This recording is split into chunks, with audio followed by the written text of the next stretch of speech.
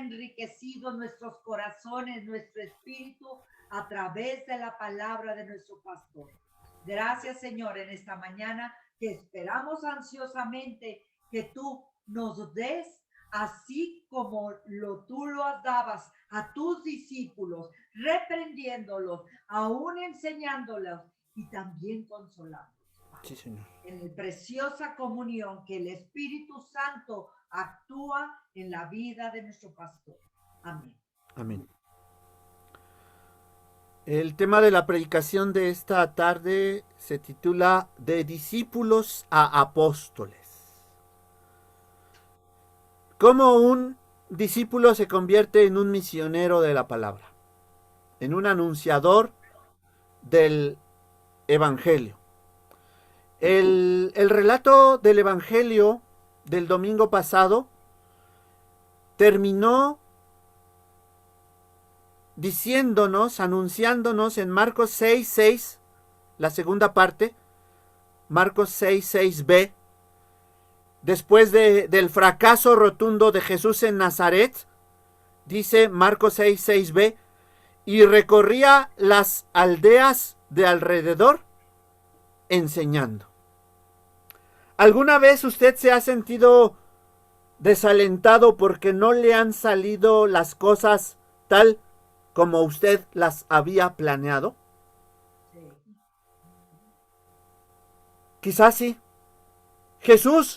A Jesús no le salieron las cosas en Nazaret como él las había planeado.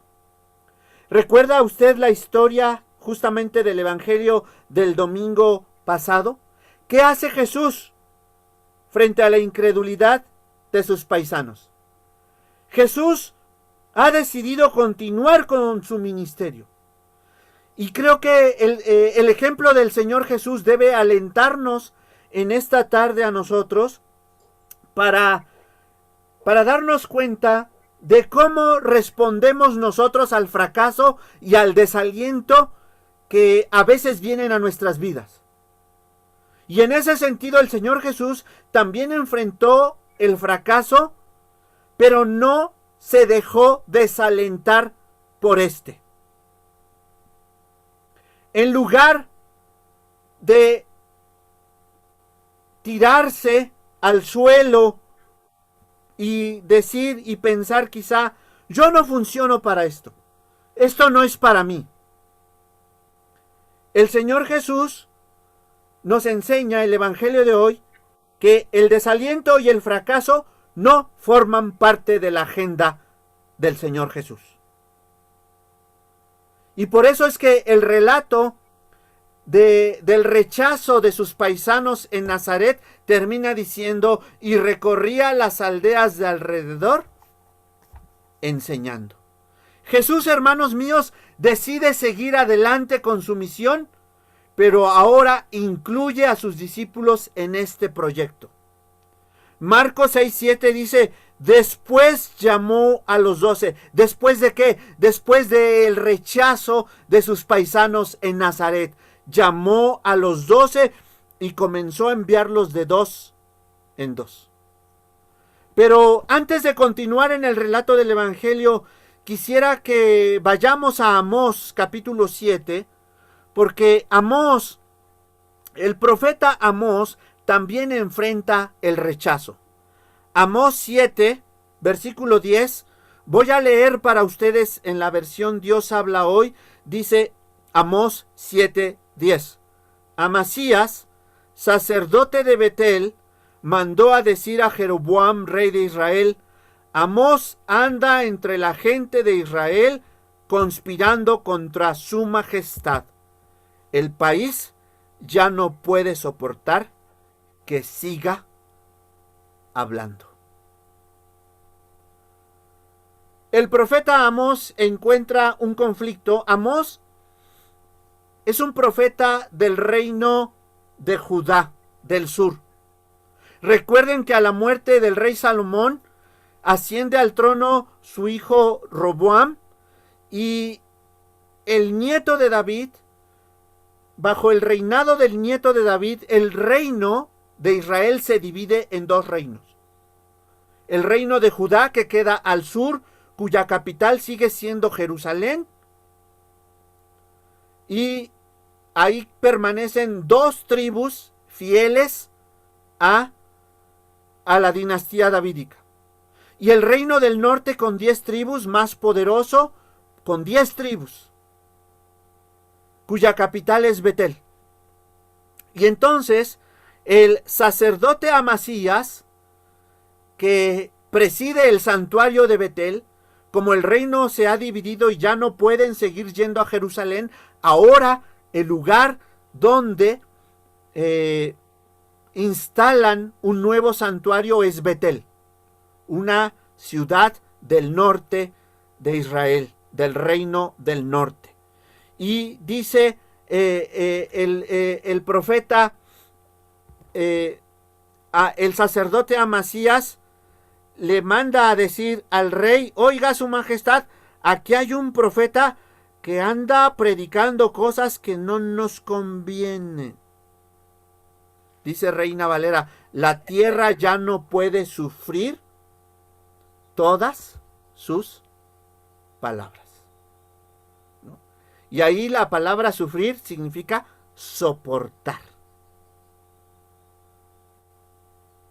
Oiga, su majestad, usted tiene que tomar cartas en el asunto, porque ese profeta, que en primer lugar no es de la comarca, anda sublevando al pueblo, anda conspirando contra su majestad. Este texto nos muestra las tensiones existentes entre los profetas, los sacerdotes y los reyes. El sacerdote Amasías denuncia al profeta Amós como perturbador del orden público, pero no toma en cuenta qué es lo que motiva al profeta Amós a predicar. Y dice el versículo 11, ¿por qué el país no puede seguir sufriendo, no puede seguir soportando la predicación del profeta Amós? El versículo 11 es muy claro, porque anda por ahí diciendo: Jeroboam morirá a filo de espada y todo el pueblo de Israel será llevado al destierro. El profeta Amós andaba predicando que el rey Jeroboam se iba a morir y que el reino de Israel iba a caer en la desgracia. Esa no era una predicación bonita. Y entonces, en el versículo 12 se da la confrontación entre Amasías, el sacerdote, y Amós, el profeta. Y aquí leo la Reina Valera, porque la Reina Valera logra transmitirnos el desdén que Amasías siente por Amós. Dice Amós 7:12. Y Amasías dijo a Amós: vidente, vete, huye a tierra de Judá y come allá tu pan y profetiza allá. No le dice profeta, le dice vidente. Como que lo está bajando de categoría. Lo está denostando. Ahora bien, la Biblia, Dios habla hoy, es más enfática en la orden que Amasías le da al profeta. Dice acá: luego Amasías le ordenó a Amós: largo de aquí, profeta. Lárgate de aquí, vidente. Si quieres ganarte la vida profetizando, vete a Judá. Amasías no ha entendido a Amós. Amasías piensa que Amós anda predicando allá en el reino del norte porque es el reino más rico y porque Amós anda buscando ganarse la vida predicando. Y le dice: lárgate de aquí, si quieres comer tu pan, ve a Judá y gánate la vida allá. Versículo 13, pero no profetices más en Betel, porque es santuario del rey y templo principal del reino. No andes predicando aquí en el santuario porque pues, nos vas a echar a perder el negocio. Vete allá a tu pueblo pobre. Y Amós le contesta: no soy profeta, ni hijo de profeta, ni pretendo serlo. Soy boyero. ¿Y qué es un boyero? Pues un vaquero. Alguien que cuida vacas. Pero no podemos decir, soy un bueyero. Sino, soy boyero, es decir, cuido bueyes. O vaquero, cuido vacas. Y recojo higos silvestres. Amós dice, no tengo ninguna credencial académica. No soy un personaje rico. Pero hay algo importante que nos transmite en el versículo 15 y que en el Evangelio también lo vamos a recuperar. Pero el Señor me quitó de andar cuidando ovejas. El rey David diría, el Señor me sacó de detrás de la majada, del estercolero. Y me dijo, ve y habla en mi nombre a mi pueblo Israel. Jehová me tomó de detrás del ganado y me dijo, ve y profetiza a mi pueblo Israel. Amós representa al profeta incómodo que predica contra los excesos del poder, y Amasías representa a aquellos que lucran con la fe y que defienden un lugar de privilegio para aquellos que han convertido la fe en un negocio. Vamos a regresar al Evangelio.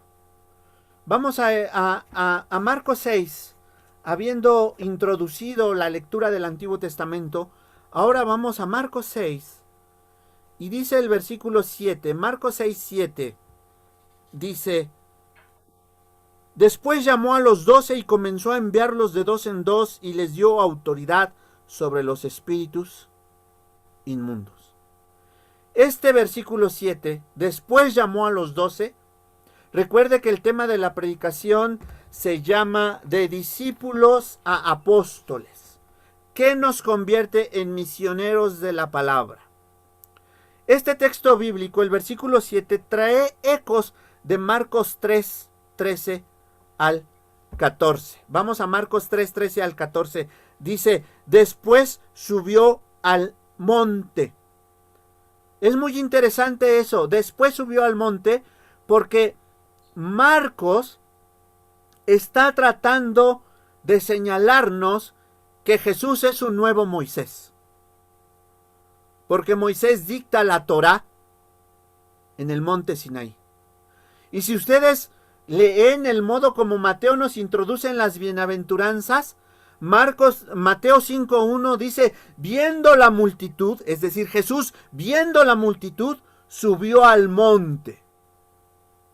Y abriendo su boca, les enseñaba diciendo.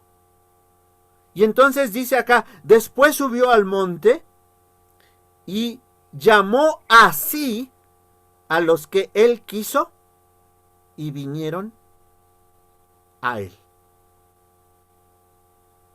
¿Qué es lo que hace que un profeta sea profeta? ¿Qué es lo que hace que un pastor sea pastor? ¿Qué es lo que hace que un apóstol sea apóstol? ¿Qué es lo que hace que un misionero sea misionero? ¿Qué es lo que hace todo eso? Es el llamado que Dios ejerce. Es la vocación divina. Eso es lo que constituye a alguien ser lo que es. y llamó así, no a los que se ofrecieron, no a los que dijeron aquí estoy, sino dice el Evangelio, y llamó así a los que él quiso. Y ese llamamiento que hace el Señor Jesús, hermanos, es irrenunciable. Ese llamamiento que hace el Señor Jesús es eficaz. Porque dice el versículo 13, y vinieron a él. Y por eso cuando Amasías le dice a Amós, oye, vidente, lárgate y vete a Judá. Si quieres ganarte la vida predicando como profeta, órale, sáquese de aquí. Amós responde bien y dice, ¿sabes qué? No soy profeta, ni hijo de profeta. Soy boyero y recojo higos silvestres. Pero Jehová me sacó de detrás del ganado. El Señor me llamó. Y hermanos, lo que constituyó a estos hombres pescadores, burdos, ignorantes, lo que los constituyó en discípulos del Señor Jesús es el llamamiento. Lo que nos hace discípulos de Jesús no es que nosotros recibamos a Jesús en nuestro corazón. Lo que nos hace discípulos de Jesús es que Él nos ha llamado a ser sus discípulos. Y llamó así a los que Él quiso y vinieron a Él. Y dice el versículo 14, y estableció a 12 para que estuviesen con Él y para enviarlos a predicar.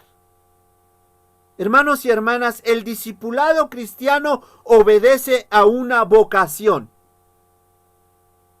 Y la palabra vocación en latín está compuesta de dos palabras, vocatio ionis, que significa acción o efecto de llamar. Vamos a Jesús porque Él nos llama. Vamos al Padre porque Jesús ha abierto su boca y ha dicho, Rogelio, yo te quiero, Hilda, yo te quiero, Lilia, ven acá. Eso es lo que nos hace discípulos. No es que nosotros venimos y nos ofrecemos y decimos, aquí estoy. Y llamó así a los que Él quiso y vinieron a Él. El discipulado cristiano, hermanos, no es un programa personal ni propio, por mejor que ese sea. El discípulo no se llama a sí mismo. Notemos este énfasis del Evangelio. Llamó así a los que Él quiso. Y nuevamente, entonces, ahora vamos a Marcos 6:7. Nuevamente, Marcos enfatiza eso. Después llamó a los 12 y comenzó a enviarlos de 2 en 2. Recuerden que el verbo apostolein con doble L, apostolein en griego, ¿qué significa, hermanos y hermanas? Enviados. Enviado. Apostolein en griego significa enviado. Entonces, ¿qué es lo que hace que un discípulo se convierta en apóstol? Justamente es el llamado que Jesús hace y la encomienda que Jesús designa. Después de esto llamó a los 12 y comenzó a enviarlos. Allí hay un apostolado porque Jesús los está enviando. Apostolein en griego significa enviado de 2 en 2. Y es por eso que estos que son discípulos y ahora se convierten en apóstoles, las dos condiciones son, para ser discípulo uno tiene que estar llamado. Y para ser apóstol uno tiene que ser enviado a ese cargo específico. Eso es lo que convierte a un discípulo en un apóstol. Y por eso con este llamado, con esta vocación y con este envío, con este apostolado, viene la autoridad. Y dice la segunda parte del versículo 7. Y les dio autoridad sobre los espíritus inmundos. Antes del tema de la autoridad, ¿por qué, hermanos y hermanas, el Señor Jesús envía a los discípulos de dos en dos? No los envía solos, los envía en parejas. Esto nos enseña, hermanos y hermanas, que la misión de la iglesia es una misión comunitaria, es una misión compartida. La vocación que como discípulos y discípulas de Jesús tenemos es una vocación comunitaria, compartida, en comunión. En común unión. Y el evangelio de este día nos enseña que no podemos ser auténticamente cristianos, auténticamente iglesia, si no estamos acompañados o si no somos acompañantes de alguien. En la iglesia, hermanos y hermanas, que el Señor Jesús funda, no caben los llaneros solitarios. Solo en compañía del otro, de la otra, podemos ser signo del reino de Dios. Solo en el encuentro con el otro y con la otra podemos ser signo del evangelio de Jesús aquí en la tierra. Y esto nos hace recordar Mateo 18:20. ¿Qué dice Mateo 18:20? Ustedes se lo deben saber de memoria. Mateo 18:20 dice: donde están 2 o 3 congregados en mi nombre, ahí estoy yo en medio de ellos. Individualmente no somos ni podemos ser iglesia. Yo solito, aquí, no puedo ser iglesia. A menos que esté encarcelado como Juan de Patmos, eso es otra cosa.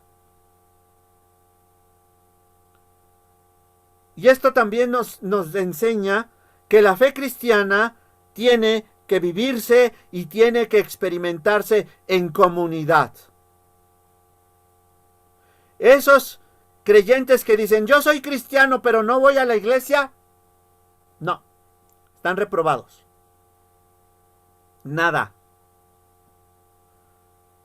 Porque donde están 2 o 3 congregados en mi nombre, dice Jesús, ahí estoy yo, allí estoy yo en medio de ellos. Donde hay palabra de uno en solitario, no hay testimonio alguno. Donde hay palabra de uno en solitario, no hay testimonio alguno. Y por eso vamos a Deuteronomio 19:15. ¿Qué es lo que hace que el testimonio de uno sea eficaz? Deuteronomio 19:15 dice así la palabra del Señor. No se tomará en cuenta a un solo testigo contra ninguno en cualquier delito ni en cualquier pecado. En relación con cualquier ofensa cometida, solo por el testimonio de 2 o 3 testigos se mantendrá la acusación.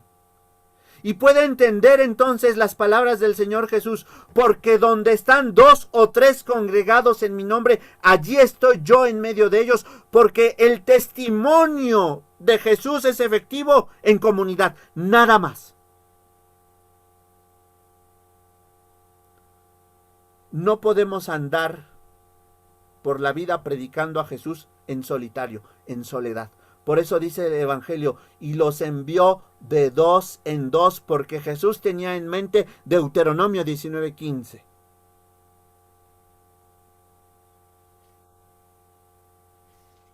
Y esto es muy importante, hermanos,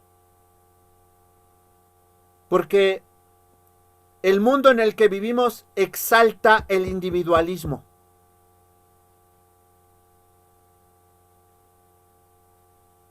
Y el individualismo se ha introducido también en la vida de la iglesia cuando decimos cosas como la salvación es personal.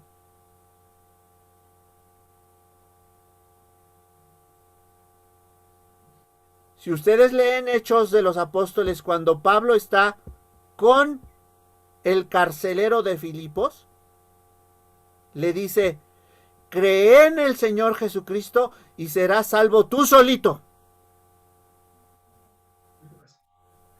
Le dice, cree en el Señor Jesucristo y serás salvo tú y tu casa. La fe cristiana se experimenta colectivamente. Y la salvación también se experimenta colectivamente. Ese individualismo, ese de, pues, comiendo mis dientes comen todos mis parientes, no es parte del Evangelio. No es parte del proyecto eclesiástico del Señor Jesús. Por eso tenemos que recuperar al Señor Jesús. Tenemos que recuperar la enseñanza del Señor Jesús, la práctica del Señor Jesús para la vida, para la experiencia, para la vivencia de la iglesia contemporánea. El individualismo es rechazado por Jesús. Órale, vengan, vayan de 2 en 2. Ahora sí entro con el tema de la autoridad. Solo el llamado de los discípulos y solo el envío que los convierte en apóstoles dota a los suyos de la autoridad necesaria para ejercer el ministerio al que el Señor Jesús los está llamando. Y dice, y les dio autoridad sobre los espíritus inmundos. Y miren que la vocación cristiana también desecha la envidia.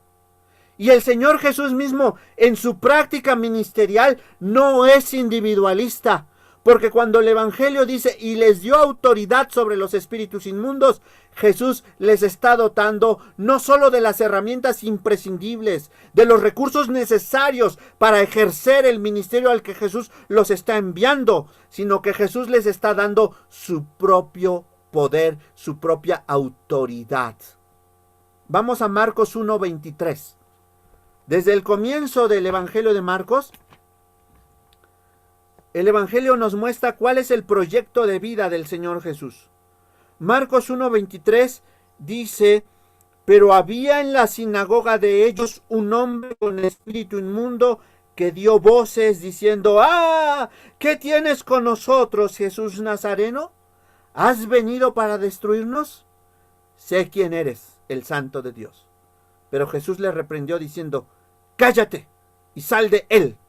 Y el espíritu inmundo, sacudiéndole con violencia y clamando a gran voz, salió de él. Esta autoridad que el Señor Jesús tiene sobre los espíritus inmundos es la autoridad con que Jesús reviste a sus discípulos, a quienes está convirtiendo en apóstoles, en misioneros de su palabra. Y en esta práctica del Señor Jesús, en esta práctica pastoral, en esta práctica ministerial del Señor Jesús, no hay envidia y no hay lugar para el individualismo. Lo que Él tiene, se lo da a sus discípulos para que éstos sean auténticos apóstoles. Ahora bien, hermanos y hermanas, ¿qué son esos espíritus inmundos? Jesús dota de poderes plenos a sus emisarios, poderes como los que Él mismo tiene. ¿Quiénes son esos espíritus inmundos? Voy a recurrir a la definición que el credo niceno-constantinopolitano nos da sobre el Espíritu Santo. Dice el credo niceno-constantinopolitano: creo en el Espíritu Santo, Señor y dador de vida. El Espíritu Santo es Señor y dador de vida. Y los espíritus inmundos, al dominar, al subyugar, no procuran la plenitud de vida. Vamos a Juan 10. Al Evangelio de Juan 10:10. Para mirar el propio ministerio del Señor Jesús, cómo define Él su propio ministerio. Juan 10:10. Dice: el ladrón, refiriéndose a Satanás, el ladrón no viene sino para hurtar, matar y destruir. Yo he venido para que tengan, ¿qué cosa? Vida. ¿Y una vida miserable? Y para que la tengan en abundancia. Y entonces, un espíritu inmundo, hermanos y hermanas, es aquel espíritu que atenta contra la vida.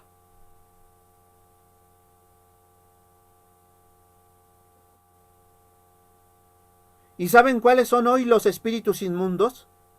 Porque nosotros solemos espiritualizar todo. Y no nos damos cuenta que un espíritu inmundo recorre el mundo y es el espíritu del capitalismo neoliberal que atenta contra la vida. Son las grandes mineras que contaminan nuestros mares y nuestros ríos con metales pesados. Son los agroquímicos que en Tenancingo contaminan los mantos acuíferos.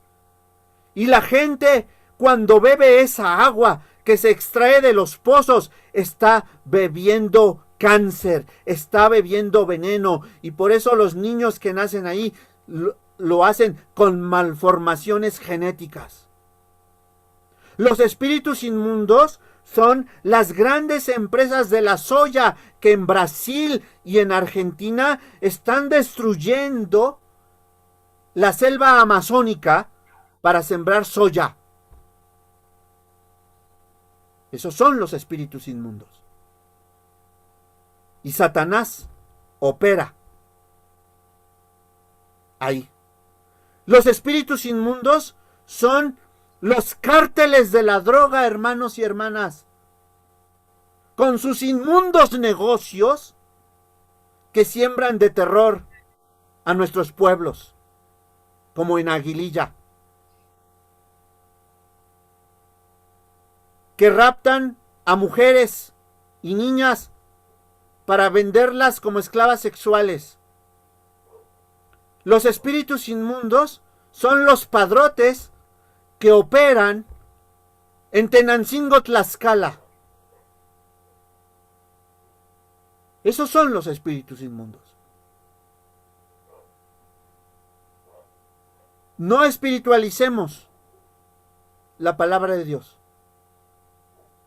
Esos espíritus inmundos que atentan contra la palabra, que atentan contra la vida,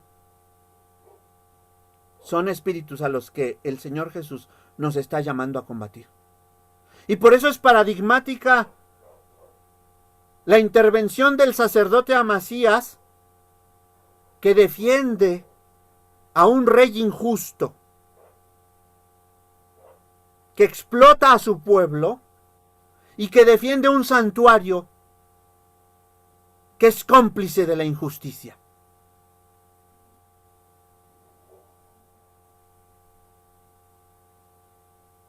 y el envío que el Señor Jesús da y les dio autoridad contra los espíritus inmundos, nos está hoy diciendo a nosotros, a su iglesia, a su pueblo, que nosotros tenemos que luchar contra el pecado estructural de nuestra sociedad.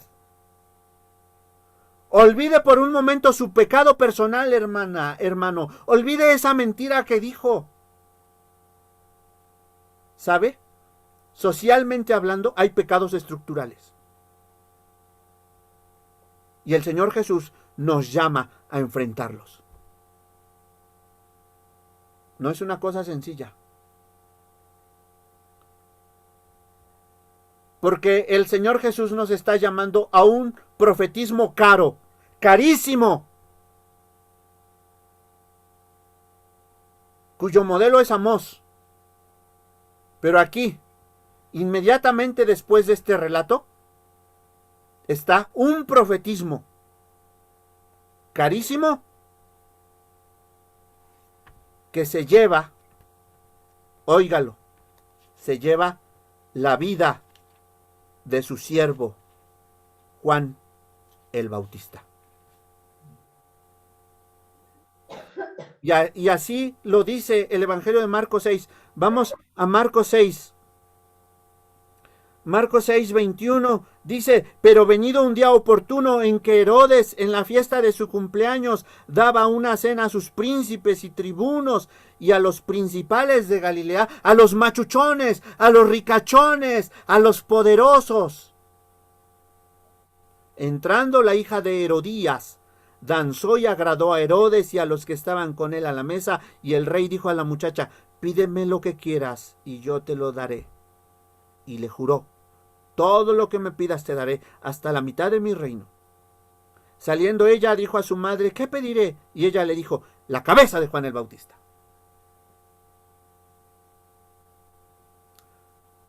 A esa misión está llamando Jesús a sus discípulos, hermanos. Vea, hoy los defensores del medio ambiente están siendo asesinados, los que defienden los ríos, los que defienden los lagos, porque son un peligro para esos espíritus inmundos que hoy atentan contra la vida. Por eso cuando confesamos nuestra fe diciendo, creo en el Espíritu Santo, Señor y dador de vida, confesamos a través de nuestra fe cristiana con Jesús, por Jesús y en Jesús, que Él nos ha dado autoridad contra todo espíritu inmundo. Y en ese trabajo y en ese ministerio, hermanos, se nos puede ir la vida.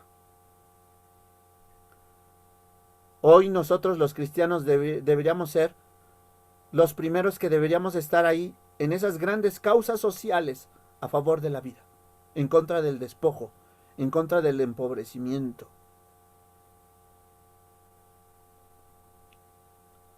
Y lo que enseguida Jesús enseña es el sacramento de la hospitalidad.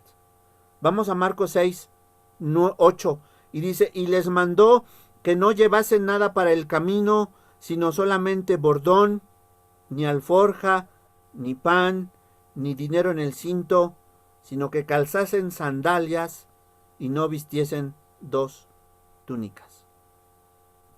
Cecilio Arrastía, un eminente predicador latinoamericano, distinguía a los evangelistas de los evangelistas. Los evangelistas son los que visten a la moda grandes trajes muy bonitos, calzado caro y que viajan en jets privados. Y que cobran grandes fortunas por ir a predicar, por ir a evangelizar. Y que piden hospedarse en la suite presidencial. Esos son los evangelistas. El Señor Jesús le dice a sus discípulos, ¿saben qué? Ustedes no se van a hacer ricos predicando el evangelio. La autoridad que tienen no es una autoridad para enriquecerse. No lleven nada para el camino. Y esto, hermanos, nos recuerda también hoy que nosotros dependemos absoluta y completamente de Dios. Él nos llamó y Él nos va a sustentar. Una vez en una iglesia que se creía ricachona me dijo, pastor, esta iglesia está llamada para evangelizar a gente pudiente.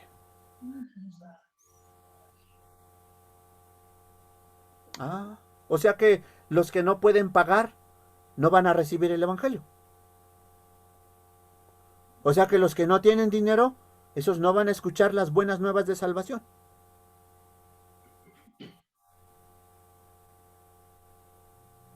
Hermanos, a veces la iglesia va en un contrasentido a lo que el Señor Jesús nos enseña. Versículo 11, y si en algún lugar no os recibieren ni os oyeren, salid de allí y sacudid el polvo que está debajo de vuestros pies para testimonio de ellos. Versículo 12, y saliendo predicaban que los hombres se arrepintiesen. Y echaban fuera muchos demonios y ungían con aceite a muchos enfermos y los sanaban. Jesús llama a sus discípulos a practicar el sacramento de la hospitalidad, de la mesa abierta a todos. El tipo de evangelización al que Jesús nos invita nos hace vulnerables. No lleven nada. A nadie se le niega el evangelio. Este no se ofrece a aquellos que puedan pagar. Y este modo de Jesús de predicar y de enseñarle a sus discípulos está rompiendo con el templo y con la jerarquía religiosa del templo en Jerusalén. Jesús se mueve entre la periferia.